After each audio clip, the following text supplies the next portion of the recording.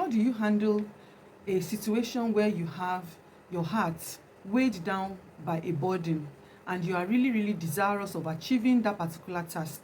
How do you handle a situation like that?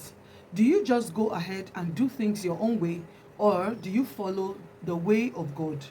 Because sometimes, because of the pressure that we have on our hearts as regarding a particular task, we sometimes make decisions very rashly and try to do things the way it's coming to us.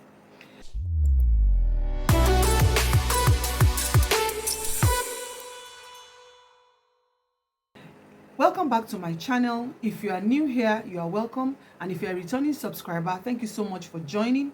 In this video, I'll be sharing with you timeless principles for accomplishing things God's way, and I'll be taking lessons from the life of Nehemiah in Nehemiah Chapter 2, which we can adapt to our own journey, particularly when we need to get some things done. There are different ways we may want to accomplish things in life, but the best way, and usually the one with the best results, will be to go through the processes of God, so that we can be able to have the kind of results that we are looking to have. That was what Nehemiah did. In my previous video, I talked about the story of Nehemiah and how he was very particular and interested about the things happening way back in his homeland. But in this chapter 2, we observed that Nehemiah was at a time in his life when he was not particularly in a very happy mood. And the reason was because he had a burden upon his heart. Even with that burden on his heart, he carried on his duties for 4 months after he had started or initiated the prayer to take over, or to be able to go and sort out, be a solution to the problems of his homeland.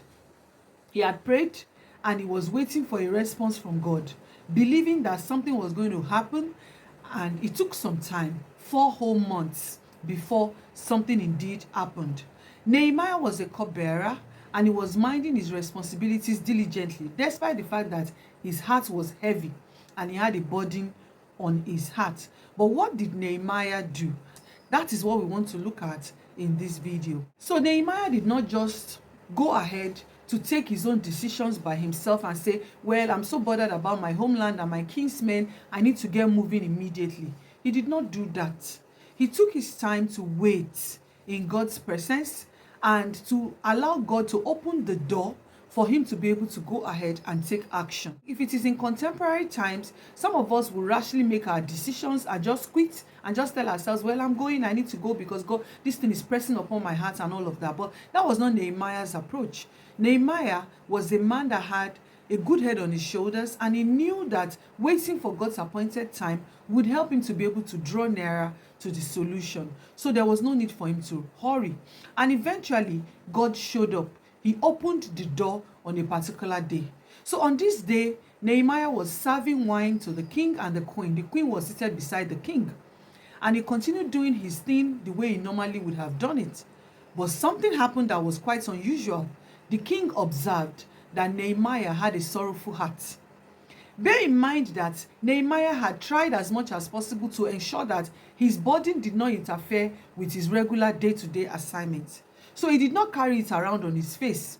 But because it was God's time, the king noticed that something was going on with Nehemiah, and he asked questions.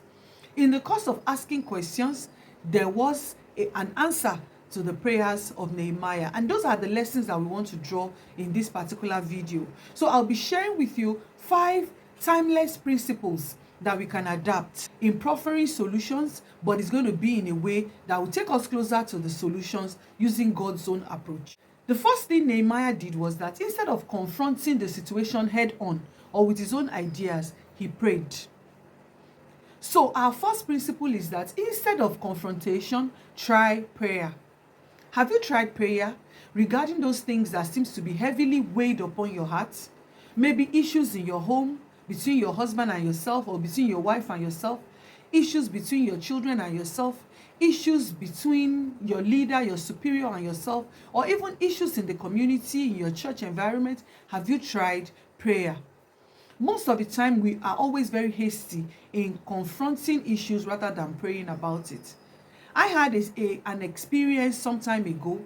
We were trying to organize a training for leaders in my church, and based on that, we had mapped out the procedure and the curriculum for the entire training through the help of God. And I reached out to one of my superiors who was going to be taking one of the trainings and requested for the handout for the training. And I got a response that we were going to be using the existing manual. I knew within my spirit, as soon as I saw that response, that that was not what God would have us do. I knew in my spirit because I had prayed and I knew that God wanted us to carve out something a bit different from what we had originally. So when I saw the response that we are still going to use the old document, I was like, the only solution was for me to pray about it. And that was what I did. I just went to God in prayer and said, Lord, this is what you have instructed. This is the response I have gotten. How do we handle this matter? Will you please take charge? And be sure God took charge. Lo and behold, on the day of the training, I was very amazed to see that God had gone ahead and he had taken control. The entire document that I thought we were going to even use, we ended up not using it. God had ministered to the superior by himself and everything went the way God wanted. So instead of confrontation, try prayer. That's the first timeless principle that Nehemiah adopted. We saw that in Nehemiah Chapter 1, he went with prayer. He prayed about the situation and he gave God the room to go ahead and take charge. So he was not in a hurry to go ahead and do things by his own wisdom. He waited for God to show up and then he took advantage of the opportunity. So instead of confrontation, try prayer. The second principle is that it is God's specialty to change people's hearts. It is not your duty. You don't have control over anybody's thoughts, anybody's mind, anybody's actions. Neither can you convince anybody to go along your way. There is an old adage that says you can take a horse to the stream, but you cannot force that horse to drink water. It's the same in this scenario. Only God has that specialty. In fact, the Bible has told us in Proverbs 21 that the heart of the king is in the hands of God, which means that God is the one that has the capacity to change the heart of anyone, to make them to agree to your situation or to favor you in any way. Only God can do that. You do not have control. So allow God to do what he alone is capable of doing. Don't be in a hurry to get things done. Nehemiah wanted a solution. His heart was in his homeland, Jerusalem, even though he was a cupbearer in Shushan. While he was working in Shushan, all he was thinking about was about Jerusalem. But he gave God the room to go ahead and convince the king. And you see the way everything went. It was just as if the king had been waiting for Nehemiah to make a request. Nehemiah got his request and he even got far above what he wanted. The king even gave him armies to go along with him on the journey. So allow God do what he's able to. Don't be in a hurry to try to change people. Even when you are doing evangelism, don't try to do it by yourself. Your job is to just speak. It is God's job to do the conviction. Allow him do that conviction. Don't try to force it. Don't try to do so by twisting people, by convincing people with your own style or method. Allow God to do it his own way. Number 3 is that praying and waiting go hand in hand. I know that we are in a generation today where we are always in a hurry. We want things done at our pace. We want things done when we want it. When you make a prayer before God, most of the time your mind is like, God, answer me today. God, do it now. Now. And we have not learned to wait. The Bible says in Psalms chapter 46 verse 10, it says, be still and know that I am God.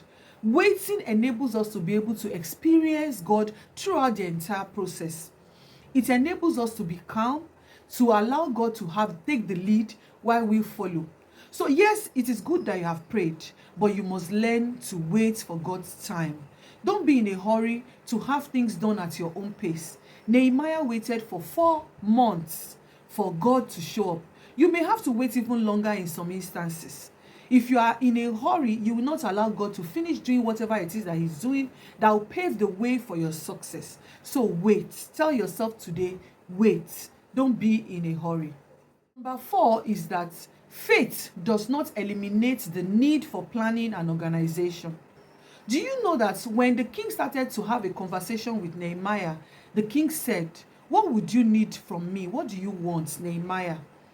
If Nehemiah had not taken his waiting period to also plan as he's waiting for God to show up, he will not be able to give accurate responses.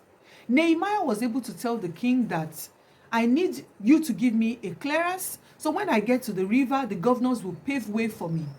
I need you to give me permission to be able to go to the forest and take all the timbers that I need to do all the things that I need to do in my homeland. He already had everything planned and outlined. And biggest of all is that the king said, how long would you need? He was even able to give the king a time frame, because he had, in his waiting period, he had been planning. A lot of times while we are even waiting, we don't do anything. We are looking for a job, but we don't equip ourselves. We don't try to do all additional things that will take us closer to the plan of God. We don't make moves. We don't plan. We don't organize. God works with organization. If you remember Joseph, after Joseph had interpreted the dream for Pharaoh, if there were no planning, he would not have known that in first 7 years we need to do this, in the next 7 years we need to do this. There was a plan. And because he was working in tandem with the mind of God, he knew the planning and he was able to work with it. In the same vein, we can also talk about when they wanted to build a tabernacle for God. God had already made all the planning, and he gave a picture to Moses and everything that needed to be done part time. Everything was well laid out, well mapped out. So because you are a person of faith does not mean that you should not have a plan in place. Does not mean that there should not be a process as to where God is taking you to. You may not see the entire picture, but to the extent that God has shown you, you need to have a plan. And that plan must align with his own intended purpose. So while waiting, while hoping for God to open the door, what are the plans you have laid down? What is the process? What is the organizational or the administrative processes that you have mapped out, so that once God opens the door, you will hit the ground running? So that's the fourth timeless principle that we saw in Nehemiah chapter 2 that we can adapt to our own life. Ensure that because you are a person of faith, ensure that you still have your organization or you have your processes well planned out, so that you can hit the ground running when God opens the door and you are able to move. The fifth principle is that there would always be oppositions in your path, even when you are fulfilling the mandate of God. Have you seen Jesus? Did he have oppositions or not? In fact, the Bible told us that simply because they hated him, they will hate you too.